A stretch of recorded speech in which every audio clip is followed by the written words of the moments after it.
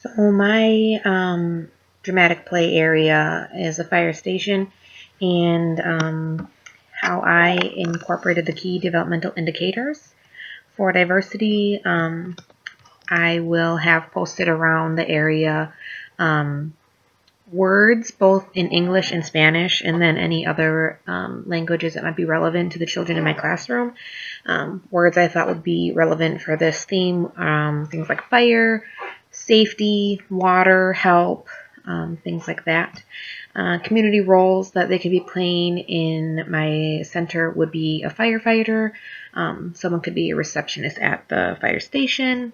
People are going to be homeowners and store owners, librarians, teachers. They can play children, anyone else they can think of to be active in their play. For decision making, I would help them or have them help me create the props. So I figure a large piece of cardboard with windows cut out. I could have them paint the cardboard, and then it can look like whatever they want. I was thinking bricks or just a house siding or whatever. And then taking tissue paper and having them make it look like fire, and then we could put that on so they can take the fire off and on, and it will then be like them putting the fire out. Something else we would create is a fire truck, and the idea I had for that would be like 4 chairs set up in a little pod, and then doing cardboard around each side and having that be set up to look like a fire truck. They could put on any sort of buttons or gauges, that kind of thing. They can help paint it.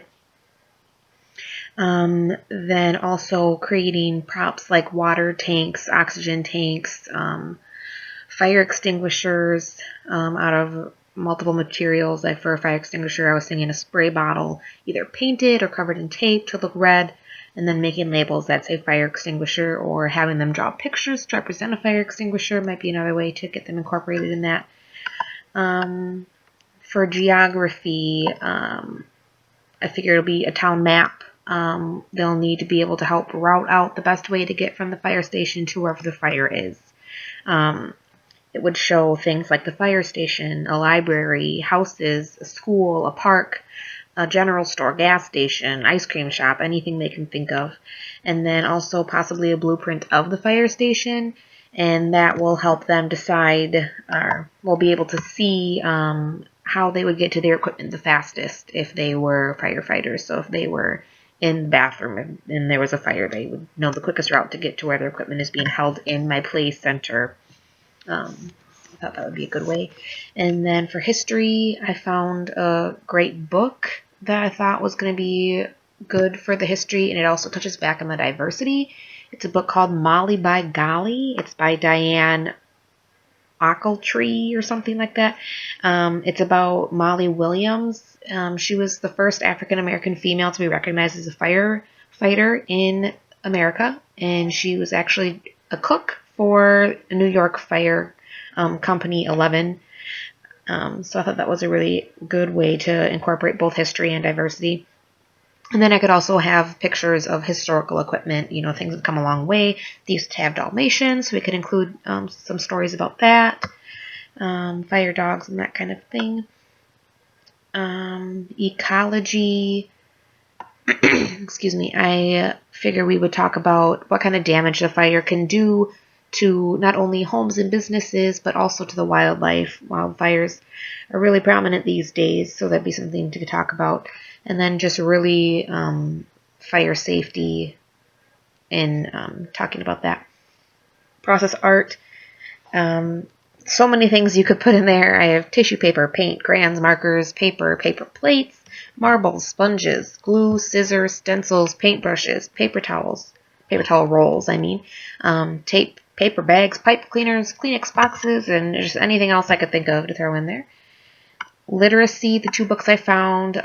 For fiction, I used Stop, Drop, and Roll, a book about fire safety.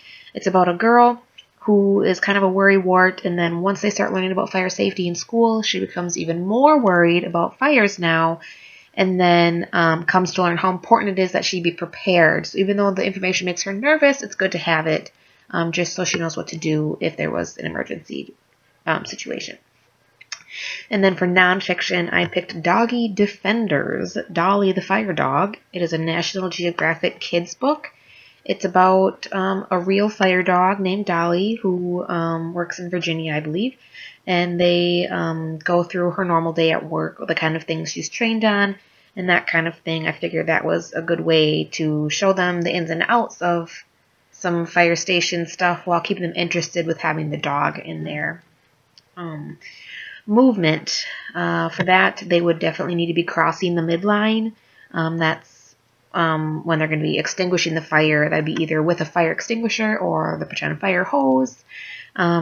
Materials for that would be the extinguishers we created earlier, and then the water hose, which I figured could just be like an empty jug, and then have a hose coming out of it, and they could pretend that is their water hose.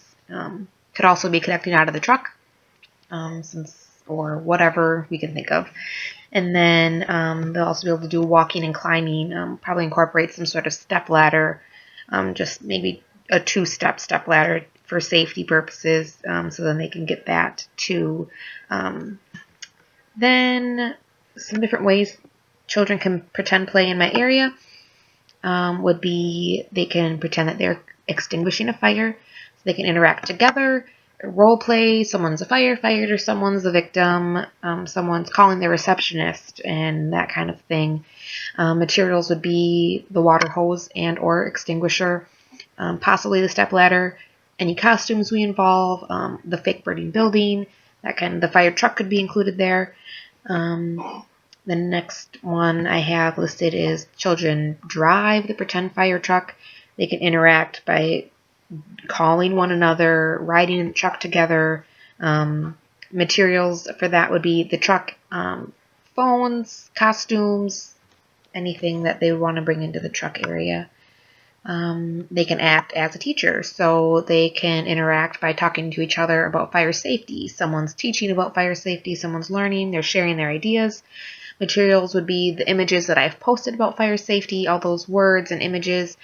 They can wear costumes, they can maybe do some art together and create their own fire safety posters that we can hang those up. The children can use art supplies to create their own projects, so they can either interact or choose to go solo on that one. They can do things together, or if they want to draw by themselves, maybe they can just share it with someone when they're complete. And then that would revert back to the process art materials for what being used there. And then the last thing I have listed is children can play music and dance, which I did not even list my music, so I'll go back to that in a second. They can interact by dancing together or just talking about their ideas. They can dance together. They could dance to the music supplied. They can make up their own songs. We could maybe make instruments out of those process art supplies or use instruments that we would have available in the room. And then, since I missed it, the music that I have picked is, of course, the classic Smokey the Bear song. I pulled those lyrics off of YouTube. Not going to sing it for you. I just think that everyone knows Smokey the Bear. He's a classic. So we could make our own Smokey the Bear hats, or that's something we could possibly get for a decent price, potentially. And then really touch on the wildfires. Since it's such a prominent thing they're seeing these days, they see these wildfires on the news or someone's talking about them, and it has to be scary for them. You know, it probably turns them off to the environment, which is something we really want to prevent. We want them to be really for being outside and not being scared of a fire. So just teaching them what to do and how they could help if they did happen to see a fire, the fire safety and getting the help they need for that. Materials could be the process art or just drawing materials. We could have them draw Smokey the Bear himself. We could have them drawing also a picture of a forest before a fire and then a forest after a fire, and so they can express their ideas on what they think it looks like once a fire is out. And maybe we can also discuss what happens to the wildlife after a fire. Where does it go? That kind of thing. And I think that sums it up. Thanks.